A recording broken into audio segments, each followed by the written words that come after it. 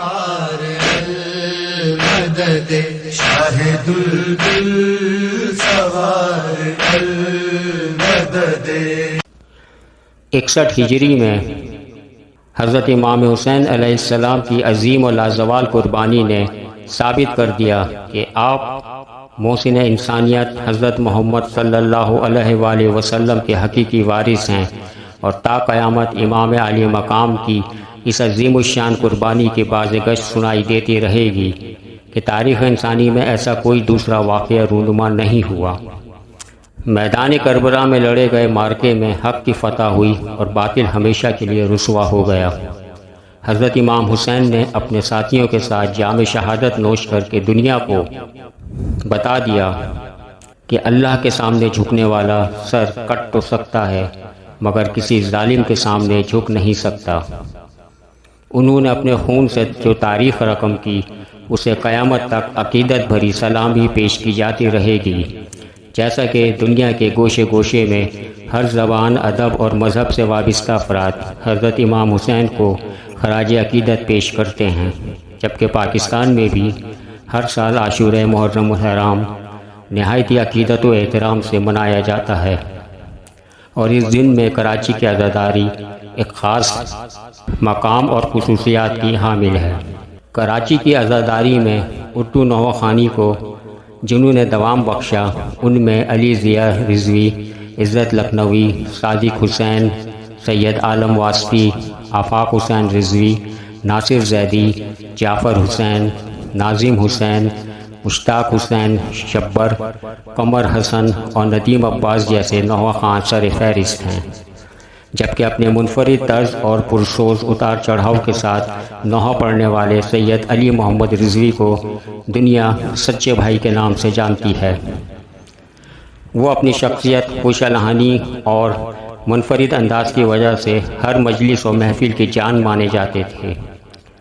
سچے بھائی 1941 میں بھارتی شہر اعظم گڑھ میں پیدا ہوئے۔ ان کا روحانی سفر بچپن ہی سے شروع ہو چکا تھا۔ ابھی عمر 7 سال تھی کہ اپنے ماموں سید حسن عسکری کے ساتھ، جو ایک بہترین نوحہ خواں تھے، نوحہ خوانی کرتے اور مختلف طرزیں بنانا سیکھتے۔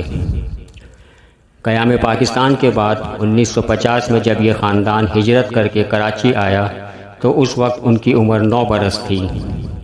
اپنی صدق گوئی اور عادت و اطوار کے باعث سچے کے نام سے جانے جاتے تھے۔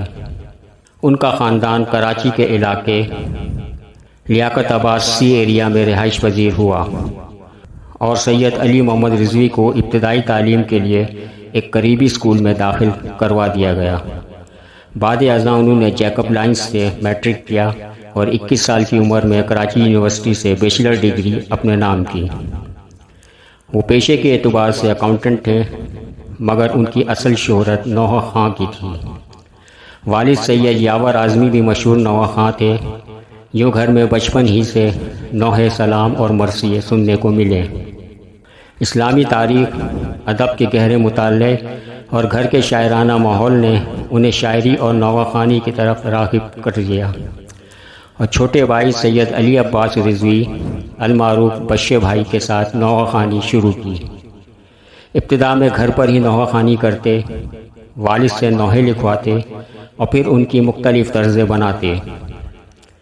انہوں نے مولانا حسن امداد، عزت لکھنوی، وسیع فیض آبادی، میشر لکھنوی، مجاہد لکھنوی اور تجمل لکھنوی کے لکھے ہوئے بعض نوحے بھی پڑھے۔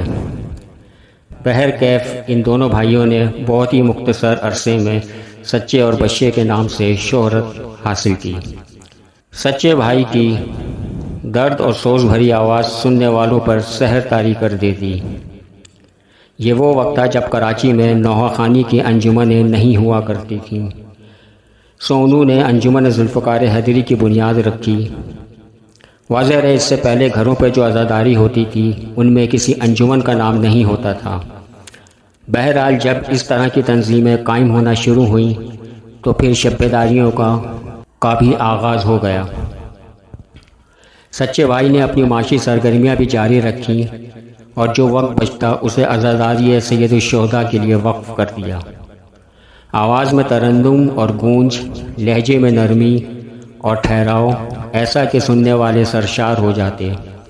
ویسے تو وہ اپنے والد سمیت کئی نامور شعراء کا کلام پڑھتے اور داد وصول کرتے، مگر 60 کی دہائی میں اپنا لکھا ہوا پہلا نوحہ اونچا رہے اپنا علم کچھ اس انداز سے پڑھا کہ سامعین کے دلوں پہ گہرے نقوش چھوڑ گیا۔ یہ نوحہ آج بھی ظلم کے خلاف مزاحمت کی علامت سمجھا جاتا ہے، اور یہی نوحہ انہیں شہرت کی بلندیوں پر لے گیا۔ صرف یہی نہیں، منفرد طرز اور انتہائی اونچی پچ پر پڑھے جانے والے بہت سے نوحے اور سلام ان کا اختصاص ہیں، جو مختلف نوحہ خان آج بھی جلوس ہائے عزا اور مجالس میں پڑھ کر ان کی یاد دلاتے ہیں۔ ان کے کئی نوحے اور سلام آج بھی ایام عزا میں بچے بچے کی زبان پر ہوتے ہیں، جیسا کہ صاحب ذوالفقار المدد، دین کو بچا لیا، سدا رہے گا حسین کا غم، اے حسین الوداع، اور گھر فاطمہ زہرا۔ سچے بھائی نے فن نوحہ خوانی کی مکمل تربیت مجاہد لکھنوی سے لی، لیکن آواز کا اتار چڑھاؤ اور لحن ان کا اپنا تھا۔ انہوں نے عزاداری کی خاطر قید و بند کی صعوبتیں بھی برداشت کیں، مگر اپنے مقصد سے پیچھے نہ ہٹے۔ کئی کتابیں بھی لکھیں، جبکہ 40 سے زائد آڈیو کیسٹس بھی ریکارڈ کرائے۔ 50 سال تک دنیا بھر میں نوحہ خوانی کرنے والے سچے بھائی 18 اپریل 2000 کو امریکہ کے شہر نیو یارک میں وفات پا گئے اور کراچی میں آسودہ خاک ہوئے۔ گو کہ وہ اب ہمارے درمیان نہیں، مگر ان کی اچھوتی آواز گویا آج بھی فضاؤں میں گونج رہی ہے۔ ان کی آواز کا درد اور علم و ادب آنے والی نسلوں تک ایک امانت کی طرح منتقل ہو رہا ہے۔ جیسا کہ ذکر کیا گیا کہ سچے بھائی صرف نوحہ خوان ہی نہیں، ایک بہترین شاعر بھی تھے، اور زمانہ طالب علمی میں ہی شعر موضوع کرنے شروع کر دیے تھے۔